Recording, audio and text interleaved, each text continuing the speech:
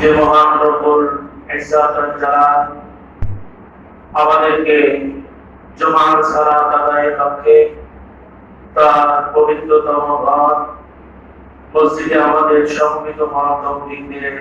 পরিবেশ দরবারে শুকরিয়া হচ্ছে আলহামদুলিল্লাহ।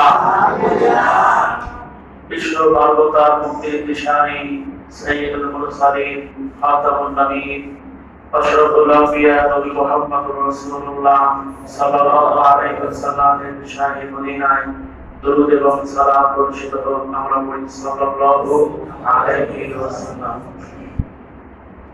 আজকে আমরা হজ নিয়ে কিছু কথা বলবো ইনশাআল্লাহ। ইসলামের খুঁটি বা স্তম্ভ হচ্ছে পাঁচটি। বুনিয়াল ইসলাম আলা খামসিন শাহাদাতি আল্লা ইলাহা ইল্লাল্লাহু ওয়া আন্না মুহাম্মাদান আবদুহু ওয়া রাসূলুহু ওয়া ইকামিস সালাতি ওয়া ইতাইস যাকাতি ওয়াল হজ্জি ওয়া সাওমি রমাদান।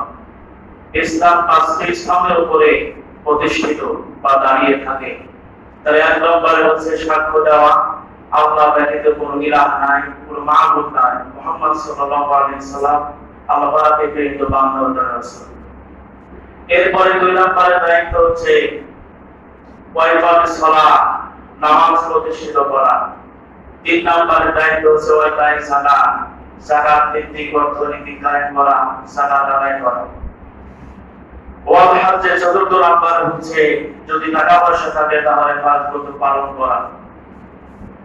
এরপর হচ্ছে ওয়াসওমে রমাদান, রমজান শরীফের সিয়াম সাধনা পালন করা, যেটি আমরা গত 13 মাস আগে পালন করে আসলাম। এখন হজ সবার উপরে ফরজ না। হজের জন্য টাকা দরকার, পয়সা দরকার। হজ কাদের উপর ফরজ? আল্লাহ সুবহানাহু ওয়া তাআলা তার কোরআনে কারিমাতে স্পষ্টভাবে বলে দিয়েছেন। আল্লাহ কোরআনে বলেন ইন্না আওয়ালা বাইতিন মুদিআ লিন-নাস লাল্লাযী বিবাক্কাতা মুবারাকান ওয়া হুদাল লিল-আলামিন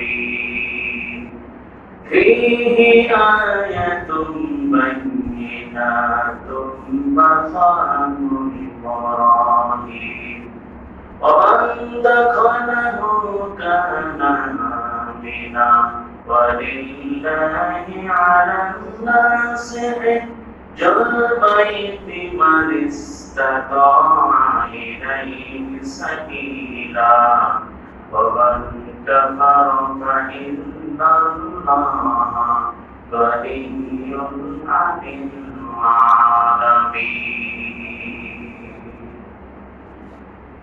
সূরা আলে ইমরানের ভিতরে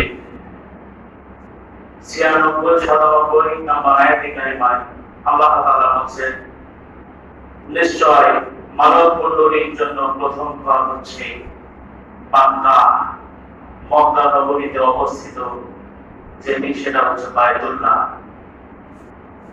এই ঘরটি হচ্ছে মুসলমানদের প্রথম ঘর। এই ঘর ইবাদতের জন্য এটিকে তৈরি করা হয়েছে, প্রতিষ্ঠিত করা হয়েছে। বিশ্বের মানব মণ্ডলীরা এখানে আসবে এবং আলোর দিশা তারা পাবে, হিদায়াত পাবে। সুবহানাল্লাহ। আল্লাহ তাআলা বলেন যারা এই কাবা ঘরে আসার সামর্থ্য রাখে, যারা কাবা ঘরে আসতে পারবে, যেতে পারবে খরচ খরচ করে, এবং স্বাচ্ছন্দ্যে পরিবার চলবে, কিছু অর্থ সম্পদ বাড়িতে রেখে সেখানে চলাফেরার ব্যবস্থা থাকবে, এমন অবস্থা সৃষ্টি করে যদি তুমি আসতে পারো তাহলে তোমার জন্য খরচ হয়েছে। সুবহানাল্লাহ। এখন এরকম মানুষ শতকরা কতজন আমরা নিজেরাই চিন্তা করলে এটি বুঝতে পারবো যে আমাদের উপরে আসলে খরচ হয়েছে কিনা। খরচ হলে এই হজ কি এবছরে খরচ ছিল নাকি 2-4 বছর আগে খরচ ছিল, সেটাও আরেকটা ব্যাপার। এবছরে করোনা ভাইরাসের কারণে হজ সংক্ষিপ্ত করা হয়েছে। 1000 মানুষ হজ ব্রত পালন করবে এই বছরে অর্থাৎ 1441 হিজরি মিলাদি এই বছরে 1000 মানুষ দিয়ে হজ পালন করে। শুধুমাত্র মক্কার আশেপাশে যারা আছে তারা, বাইরে থেকে কোন দেশের থেকে কোন মুসলমানদেরকে এ বছরে নেওয়া হবে না। তো এইসব এখানে কিন্তু আমাদের জন্য একটা শিক্ষা হয়ে গেছে ভাই। এবছরে অনেকেই টাকা জমা দিয়েছিল প্রায় লাখের উপরে, কিন্তু এবছর হজে যেতে পারলো না। এখান থেকে শিক্ষা কি? শিক্ষা হচ্ছে যারা টাকা জমা দিয়েছিল এদের মধ্যে অনেকেই 2-4-10 বছর আগেই তাদের হজ খরচ হয়ে গেছিল, কিন্তু তারা যায় না। অনেকে তো বলে যে ছেলের বিয়ে দিয়ে দিই, এরপরে মেয়েকে ভালো একটা ছেলের হাতে তুলে দিয়ে তারপরে হজে যাব। এইসব ধারণাগুলো সম্পূর্ণ ভুল। যদি সময় সুযোগ আসে আগামী বা ইনশাআল্লাহ এবছরের থেকে চেষ্টা করবে যাদের উপর হজ খরচ হয়ে গেছে হজে যাওয়া।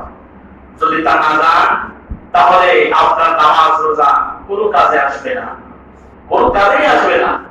আল্লাহর হাবিব সাল্লাল্লাহু আলাইহি ওয়াসাল্লাম বলেন, সামর্থ্য থাকার পরেও যারা হজ পালন করে না, এই মানুষগুলি যদিও নামাজি, যদিও তারা রোজা রাখে, যদিও তারা অল্প পরিসরে হলেও যাকাত দেয়, কিন্তু হজ করে না, এই মানুষগুলি মরণের সময় ইহুদি হয়ে বলুক আর নাসারা হয়ে বলুক, আমি নবীর দেখার কিছুই না। তো নবী যদি এই কথা বলে তাহলে কবরে যাওয়ার পরে আমার আপনার অবস্থানটা কোথায়, এটা নিজেরা চিন্তা করলে একটু ভালো হয়। তো বলতেছিলাম ওয়ালিল্লাহি আলান নাস হিজ্জুল বাইতি মান ইসতাতা ইলাইহি সাবিলা ওয়া মান কাফারা ফাইন্নাল্লাহা গানিয়্যুন আনিল আলামিন। আল্লাহ তাআলা বলেন যাদের সামর্থ্য আছে এই ঘর জিয়ারত করা, তারা যেন অবশ্যই আসে এই ঘর জিয়ারতের জন্য। আর যদি তা না করে তাহলে ওয়া মান কাফারা ফাইন্নাল্লাহা গানিয়্যুন আনিল আলামিন। যদি তারা অস্বীকার করে, অবজ্ঞা করে, খেলায় বছর পার করে, তাহলে আমি আল্লাহ কিন্তু তাদের কাছে মুখাপেক্ষী না, গোটা বিশ্বের কাছে কিন্তু আমি মুখাপেক্ষী না। আমি আল্লাহ সুবহানাহু ওয়া তাআলা তাদের প্রতিশোধ দেবই দেব, সেটা দুনিয়াতেও দেব, আখিরাতেও দেব। যারা টাকা পয়সা থাকার পরেও হজ করে না, দুনিয়াতে জিল্লতির জীবন আল্লাহ তাআলা তাদেরকে দান করে এবং মরণের পরে তাদের জন্য রয়েছে জাহান্নামের আগুন। নাউযুবিল্লাহি মিন যালিক। এজন্য এবছরে যেহেতু সংক্ষিপ্ত আকারে হজ হচ্ছে, পরিবেশ যদি ভালো হয় তাহলে এখন থেকে আজকে তাওবা বলে চিন্তা মাথার ভিতরে নিয়ে আসো যে আল্লাহ আমাকে যে টাকা দিয়েছো, আমি ইনশাআল্লাহ তাআলা যদি পরিবেশ ভালো হয়, করোনা ভাইরাস যদি উঠে যায়, তাহলে আমি এবছরই রেজিস্ট্রেশন করে রাখবো, আগামী দিন ইনশাআল্লাহ যাবো, গিয়ে নিয়ম আপনার আজকেই করা লাগবে। হজ করলে দুইটা লাভ হয় ভাই। আল্লাহর হাবিব সাল্লাল্লাহু আলাইহি ওয়াসাল্লাম বলেন, আল হাজ্জু মাবরুর লাইসা লাহু জাযাউ ইল্লা জান্নাহ। যে ব্যক্তি হজ পালন করে সে যখন মক্কা থেকে ফিরে তার বাড়ির দেশে রওনা হয়, তার অবস্থাটা এমন আল্লাহ তাআলা বলে দেন, যেদিন সে তার মায়ের পেট থেকে ভূমিষ্ঠ হয়েছিল সেই দিনকে যেমন সে বেগুনা ছিল, মাসুম ছিল, এইরকম মাসুম বানায়া আল্লাহ তাআলা তাদেরকে তাদের নিজ নিজ গৃহে পৌঁছায় দেয়। সুবহানাল্লাহ। হজ করলে দুই নাম্বার লাভ হচ্ছে এই, যদি সে অভাবী থাকে হজ করলে আল্লাহ পাক তার অভাব অনটন মিটায় দেবে। সুবহানাল্লাহ। তাহলে টাকা পয়সা খরচ হবে, আলহামদুলিল্লাহ ভালো। এই টাকা পয়সা খরচ হলে আপনার টাকা শেষ হয়ে যাবে তা না, বরং আল্লাহ পাক আপনার এতে আরো বরকত দান করবে। এজন্য হজ ব্রত পালনের চেষ্টা সাধনা আমাদের থাকতে হবে। অনেকের হাতে টাকা নাই, ক্যাশ টাকা নাই, কিন্তু জমি আছে, 3-4 বিঘা জমি আছে। 3-4 বিঘা না থাকুক, 10 টাকা জমি আছে, 1 টাকা বিক্রি করলে তার হজ করা যায়, কিন্তু সে করে না। ছেলেরা মেয়েরা বলে কি দরকার এসব, একটু গরিব দুঃখীর খোঁজ খবর না, এতেই পাপ পেয়ে যাবে, কিন্তু না, এতে পার পাওয়া যাবে না। তার কারণ আপনি মরার পরে সম্পদের ভাগ শুরু হয়ে যাবে। ওই যে একটা গল্প শুনেছিলাম, উপন্যাসের ভিতরে পড়েছিলাম যে বাবা ইন্তিকাল করছে, মরমা অবস্থা। তো বাবা বলতেছে যে ছেলেদেরকে বলছে খাতা কলম রেডি করো। খাতা কলম রেডি করেছে, বলছে ওইখানে 2000 টাকা পাবো, ওইখানে 5000, ওইখানে 10,000। খুব খুশিতে খুশিতে ছেলেরা লিখতেছে। যেই বলেছে অমুক দোকানে আমার 50 দিয়ে দিও, তখন বলছে ছেলেরা যে এই বাবা ভুল কথা শুরু করে মনে হয় আগুনে চলে এসেছে। দেখছেন ব্যাপার? এই জন্য যখন আপনার মৃত্যু হয়ে যাবে, সময় যখন ঘনে আসবে, সন্তানরা কিন্তু একটু কাঁদবে। কাঁদার তো স্বাভাবিক, একদিন 2 দিন 3 দিন, কয়েকদিন কাঁদা যায় এবার সারার জন্য। 2-3 দিন, 5 থেকে 7 দিন, 10 দিন, 40 দিনের বেশি কিন্তু না। তারপরে শুরু হয়ে যাবে সে জমি কিভাবে ভাগ করা লাগে, কিভাবে কি করা লাগে।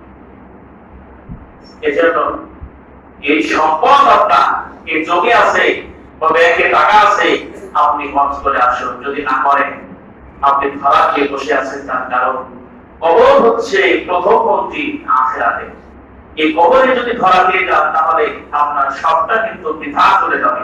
এই জন্য যাদের টাকা ব্যাংকে আছে অথবা জমি আছে, আমি বলবো এইগুলি আপনার বিক্রি করে, সব বিক্রি করবেন। 1-2 টাকা বিক্রি করলে আপনার হয়ে যাবে, কত দরকার নাই, আপনি ইনশাআল্লাহ ঘরে যাবেন। যদি যান আলহামদুলিল্লাহ, ভালো। যদি না যান তাহলে আল্লাহর দরবারে আপনি আশাকে কাজ করায় দাঁড়াতে পারবে আপনার কিয়ামতে। আল্লাহ হাবিব সাল্লাল্লাহু আলাইহি ওয়াসাল্লাম বলেন, আরাফার ময়দানে প্রত্যেকটা দেশের একটা জাতীয় সঙ্গীত আছে। আমাদের দেশে জাতীয় সঙ্গীত আছে না? এরকম প্রত্যেকটা দেশের জাতীয় সঙ্গীত আছে। আরবিতে জাতীয় সঙ্গীত হচ্ছে লাব্বাইক আল্লাহুম্মা লাব্বাইক, লাব্বাইক লা শারীকা লাকা লাব্বাইক, ইন্নাল হামদা ওয়ান নি'মাতা লাকা ওয়াল মুলক লা শারীকা লাক। এই তালবিয়া হাজি সাহেবরা পাঠ করে, যারা গেছেন জানেন, যারা জানলায় তারা টিভিতে দেখেছেন অনুষ্ঠান, হজের খুতবা শুনেছেন, কিভাবে হজের কার্যক্রম করা লাগে, তারপরে ধরে গিয়ে দেখেছেন বা জানেন। যারা গেছেন সেখানে তারা সরাসরি দেখে এসেছেন। আল্লাহ হাবিব সাল্লাল্লাহু আলাইহি ওয়াসাল্লাম বলেন, তালবিয়া 3টি অংশে বিভক্ত। লাব্বাইক আল্লাহুম্মা লাব্বাইক, আপনাকে আল্লাহ সুবহানাহু ওয়া তাআলা দাওয়াত দিয়েছে যে টাকা পয়সাগুলো আল্লাহ তাআলা আপনাকে দিয়েছে, এই টাকা পয়সা আপনি এইটা যাকাত হিসাবে, এইটা পাওনি হিসাবে আপনি যে হজ পালন করার জন্য সেখানে গেছেন, আপনি কিন্তু এখন আল্লাহর মেহমান। সুবহানাল্লাহ। বাংলাদেশ থেকে গেছেন অথবা পৃথিবীর অন্য কোনো দেশ থেকে গেছেন, আপনি আল্লাহর মেহমান। আল্লাহ পাককে স্মরণ করায় দিচ্ছেন যে আল্লাহ তুমি আমাদের দাওয়াত দিয়েছিলা। ওই যে হযরত ইব্রাহিম আলাইহিস সালাম যে সময় আযান দিছিল, দাওয়াত দিছিল, সেই সময়ে আমি হয়তো দুনিয়ায় ছিলাম না, রূহের জগৎ থেকে সে দাওয়াত শুনেছিলাম।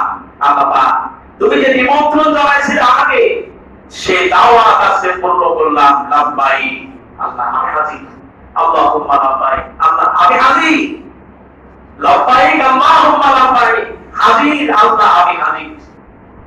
এরপরে হাজী সাহেবরা বলছে, লাব্বাইক লা শারীকা লাকা লাব্বাইক, আল্লাহ আমি এতদিন তোমার পরিপূর্ণ দিন বুঝতাম না, তোমাকে জানতাম না, বুঝতাম না।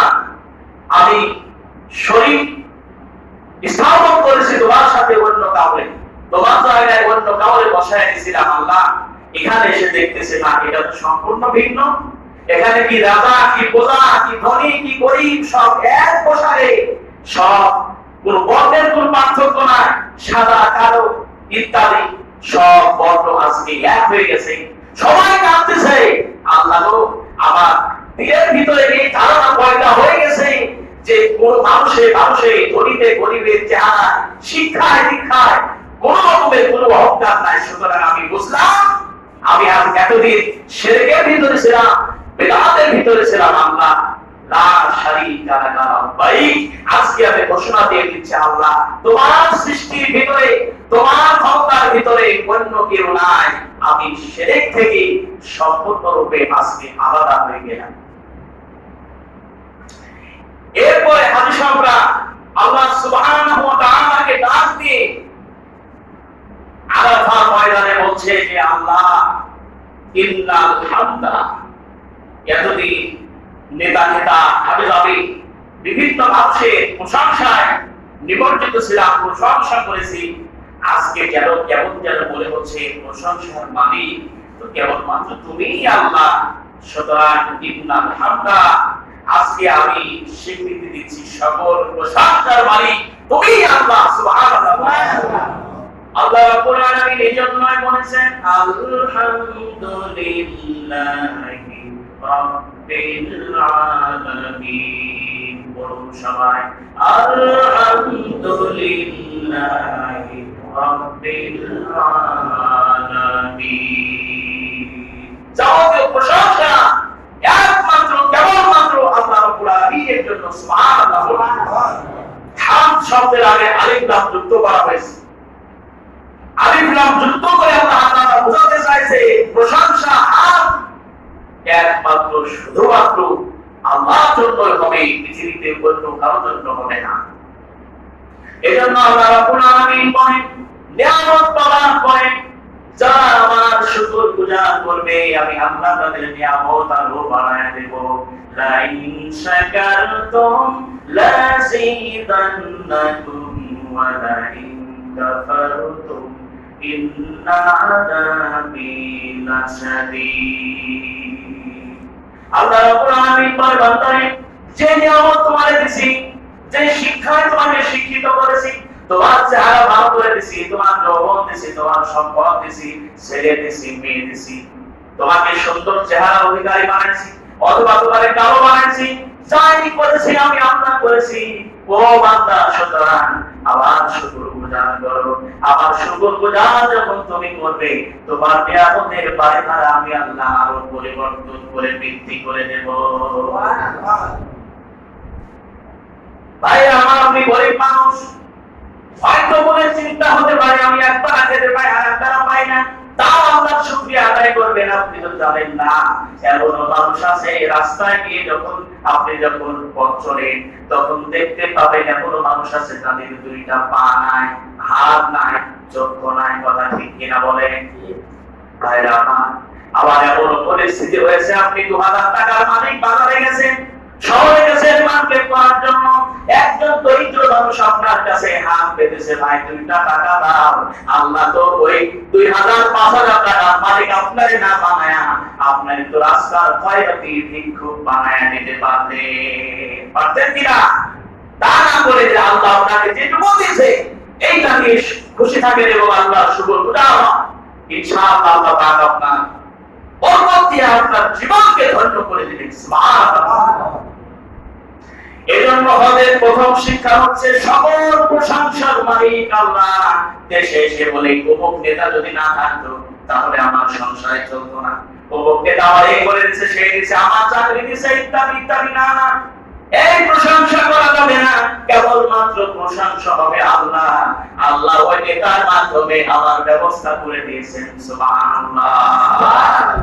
2 নম্বরে ওয়ান্নে আমাদানা হাল সংগ্রাম পবিত্র আরাফার ময়দানে বলছেন আল্লাহ গো, ও আল্লাহ তুমি যে নিয়ামত আমারে দিছিলে আমি এতদিন জানতাম না, বুঝতাম না, এখানে এসে বুঝতে পেরেছি কত মানুষ আজকে বাংলাদেশে, এরপর ভারতে, পৃথিবীর বিভিন্ন দেশে মানুষেরা কত কাঁদে হজ করার জন্য, তারা তো আসতে পারে নাই। আল্লাহ তুমি যে আমারে সুযোগ করে দিছো, যে নিয়ামত দিয়ে আমারে ধন্য করেছো, এজন্য আমি আজকে তোমার সেই নিয়ামতের প্রশংসা করছি। আল্লাহ তুমি নিয়ামত দিয়েছো, আই তাউদ্দু নি'মাতাল্লাহি লা তুহসুহা। কত নিয়ামত দিছো, এত নিয়ামত দিছো, যা শুকর গুজার করে গুনে তা শেষ করা যাবে না। এই যে হাত দিয়েছেন আল্লাহ, এই হাতটার নাই, তার কাছে গিয়ে বলবেন এই হাতের দাম কত। আপনার যে চোখ দিয়েছে আল্লাহ, যার চোখ নাই তার কাছে গিয়ে বলেন চোখের মূল্যটা কত। আল্লাহ রাব্বুল আলামিন বলেন যাকে আমি আল্লাহ সুন্দরভাবে তৈরি করেছি কিন্তু তাকে কথা বলার সুযোগ দেই নাই, যে ব্যক্তি কালা বোবা, তার কাছে গিয়ে জিজ্ঞাসা করো তার মনের আকুতিটা কি। আল্লাহ রাব্বুল আলামিন এজন্যই তো এই সিস্টেম চালু করে দিয়েছেন। হাদিসরা বলছে ওয়ান্তি আমাতা, আল্লাহর সকল নিয়ামতের অধিকারী তুমি, সুতরাং প্রশংসা করছি তোমার জন্য। সুবহানাল্লাহ। এরপরে 3 নম্বরে হাদিসরা আল্লাহ রাব্বুল আলামিনের দরবারে বলছেন লাকা ওয়াল মুর, আল্লাহ পাককে বলছেন আল্লাহ গো এই পৃথিবীতে সমস্ত রাজত্বের মালিক কেবলমাত্র তুমি আল্লাহ সুবহানাল্লাহ। যত রাজত্ব আছে, যত ক্ষমতা আছে পৃথিবীতে, যত অট্টালিকা আছে, যত মিল আছে, কলকারখানা আছে, যা কিছু আছে, যত সম্পদ আছে আল্লাহ আজকে অপরপটে তোমার কাছে স্বীকার করছি আল্লাহ গো, ও আল্লাহ সকল ক্ষমতার মালিক তুমি আল্লাহ সুবহানাল্লাহ। ক্ষমতার মালিক কে? আল্লাহ ক্ষমতার মালিক। তা আজকে প্রমাণ হয়ে গেছে, আজকে প্রমাণ হয়ে গেছে, করোনা ভাইরাস এসে প্রমাণ হয়ে গেছে পৃথিবীতে ক্ষমতা বলতে কারো কিছু নাই। এটা আমরা আগেই জানতাম, কিন্তু আজকে চাক্ষুষ প্রমাণ আল্লাহ পাক করে দিয়েছে এই ভাইরাস একটা যা দেখা যায় না, যে ভাইরাস দেখা যায় না, আপনি অভিজ্ঞান যন্ত্র দিয়ে দেখবে তাও দেখতে পাওয়া যায় না, শুধুমাত্র একটু ঠান্ডা জলার কাশি। গোটা পৃথিবী আজকে তাণ্ডবে, আজকে ধরা দিয়ে গেছে। ইতালিকে বলা হয় মানবতার শহর। ইতালির অবস্থা দেখছেন না কি হয়েছে? প্রতিদিন 2000-3000। আমেরিকাকে বলা হয় ক্ষমতার শহর। আমেরিকার ক্ষমতা আজকে কি হচ্ছে? কাজে লাগছে। এজন্য ক্ষমতার মালিক কেবলমাত্র আল্লাহ রাব্বুল আলামিন। অনেকেই বলে ক্ষমতায় আছে আমরা না, ক্ষমতায় আপনি নাই, ক্ষমতার মালিক আল্লাহ। তাবারাকাল্লাযী বিয়াদিহিল মুলকু ওয়া হুয়া আলা কুল্লি শাইইন কাদির। বরকতময় সেই সত্তা যার হাতে ক্ষমতা, তিনি যা ইচ্ছা তাই করতে পারে সুবহানাল্লাহ। তিনি যা ইচ্ছা তা করতে পারে, ফাআলুল লিমা ইউরিদ। তিনি যা ইচ্ছা করেন তাই তিনি করেন সুবহানাল্লাহ। এজন্য হাদিসে আমরা সেখানে গিয়ে বলছে লাকাওয়াল মুলক, আল্লাহ গো আজকে আমি স্বীকার করতেছি সকল ক্ষমতার মালিক তুমি আল্লাহ সুবহানাল্লাহ। এই তিনটি আওয়াজ আল্লাহর কাছে দিয়ে যখন হাদিসরা আমাদের খুতবা শেষ করে তারা যখন হযরত যখন তাদের সম্পন্ন হয়ে যায়, এবার আল্লাহ নবী বিশ্ব নবী বলছেন আল হাজ্জু মাবরুর লাইসা লাহুল জাযাউ ইল্লাল জান্নাহ। এই তিনটা স্বীকৃতি দিয়ে যারা ফিরে আসলো, দেশে দেশে ফিরে আসলো, করতে করতে চলে গেল, এই তিনটা কথা বলে, এই তিনটা শিক্ষা দিয়ে যারা নিজেদের দেশে নিজেদের গৃহে চলে গেল, আল্লাহ নবী বলে তাদের অবস্থা তেমন হয়ে গেল মায়ের পেট থেকে যখন শিশু ভূমিষ্ঠ হয়েছিল নিষ্পাপ হিসাবে, সেই রকম নিষ্পাপ আল্লাহ রাব্বুল আলামিন তার বাড়িতে ফিরাইয়া দিল সুবহানাল্লাহ। এজন্য ভাইরা আল্লাহ সুবহানাহু ওয়া তাআলার কাছে আমাদের ফিরে আসতে হবে। তিনি ছাড়া আমাদের আর কেউ নাই, তিনি ছাড়া আমাদের কেউ নাই। তিনিই আমাদের রব, তিনিই আমাদের সব শিক্ষা। হজের ময়দানে যাওয়া হয়, অনেকেই বলতেছে যে এবছরে হজ বন্ধ হয়ে গেল, ওই সরকার জালেম সরকার। না, এমন কথা কিন্তু বলা যাবে না। হজ শুধুমাত্র এবছরে বন্ধ হয় না, অল্প পরিসরে হলেও তো সমাজ এবছরে 1441 হিজরি এটা আরবি কিছুটা হলে 1000 মানুষ নিয়ে এবার হজ করতে পারা হবে। অনন্ত বারের ইতিহাস দেখুন, হাজ্জাজ বিন ইউসুফ নামে একটা জালেম ছিল পৃথিবীতে, আপনারা জানেন। তিনি কিচ্ছু ভালো কাজ করেন না, শুধু অত্যাচার করেছে মানুষদের উপরে। একটা ভালো কাজ তার জীবনে পাওয়া যায়, সেটা হলো সে কোরআনে যে জবর পেশ অর্থাৎ বরকত তিনি বসাইছেন, এই একটা ভালো কাজ। সে 73 হিজরিতে 73 থেকে শুরু করে 82 হিজরি পর্যন্ত প্রায় 9 বছর মানুষদেরকে সে কিন্তু মক্কা শরীফে প্রবেশ করতে দেয় না। সেই সময়টা 9 বছর হজ বন্ধ ছিল।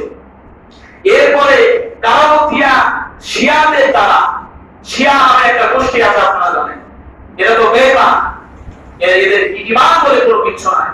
এই শিয়াদের দ্বারা 317 হিজরি থেকে শুরু করে 327 হিজরি পর্যন্ত প্রায় 10 বছর হজরত পালন বন্ধ ছিল, টোটালি বন্ধ ছিল। এরপরে মাসিরি মহামারী নামে একটা মহামারী হয়েছিল 557 হিজরিতে। এইটা এই ভারতের অঞ্চলের থেকে শুরু করে এই ভারত অঞ্চলের এই মানুষগুলি প্রায় 50 বছর তারা হজে যেতে পারেন এই মহামারীর কারণে। এরপরে 492 হিজরিতে নিরাপত্তার অভাবে সেই সময়ে ফরাসি বিপ্লব ঘটেছিল। সেই সময়ে হজ ব্রত পালন বন্ধ ছিল, দীর্ঘদিন পর্যন্ত হজ ব্রত পালন বন্ধ ছিল। এরপরে 1038 হিজরিতে বন্যার কারণে মক্কার আশেপাশে প্রচন্ড বন্যা হয়েছিল। এই বন্যার কারণে হজ ব্রত পালন বন্ধ হয়েছিল। সে সময় 1830 খ্রিস্টাব্দে ভারতে করোনার প্রভাবে সেখানে 1837 থেকে শুরু করে 92 হিজরি পর্যন্ত প্রায় 50 বছর হজ ব্রত পালন বন্ধ ছিল। এইভাবে করে বিভিন্ন সময় হজ ব্রত পালন বন্ধ হয়েছে বিভিন্ন মহামারীর কারণে, বিভিন্ন সমস্যার কারণে। তো এবছরেও অল্প পরিসরে হজ হচ্ছে আলহামদুলিল্লাহ।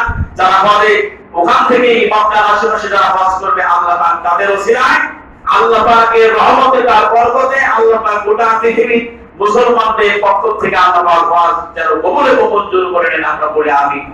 আল্লাহ সুবহানাহু ওয়া তাআলা এই কঠিন করোনা ভাইরাস থেকে আমাদেরকে হেফাজত করুন, আমাদের সমস্ত আত্মীয়-স্বজনকে হেফাজত করুন, আমাদের দেশকে, গোটা পৃথিবীকে, বিশ্বকে আল্লাহ পাক হেফাজত করুন, আমরা বলি আমিন। আল্লাহ পাক এই হজের 3টি শিক্ষা যারা হজে গেছি এবং যারা যাব, আল্লাহ পাক সকলকে আমল করে আমরা যেন আল্লাহ পাকের দরবারে তার প্রিয় বান্দা হতে পারি, আল্লাহ পাক কবুল করুন আমিন। বারাকাল্লাহু লানা ওয়া লাকুম ফিল কুরআনিল আযীম। আসসালামু আলাইকুম ওয়া রাহমাতুল্লাহি ওয়া বারাকাতুহু।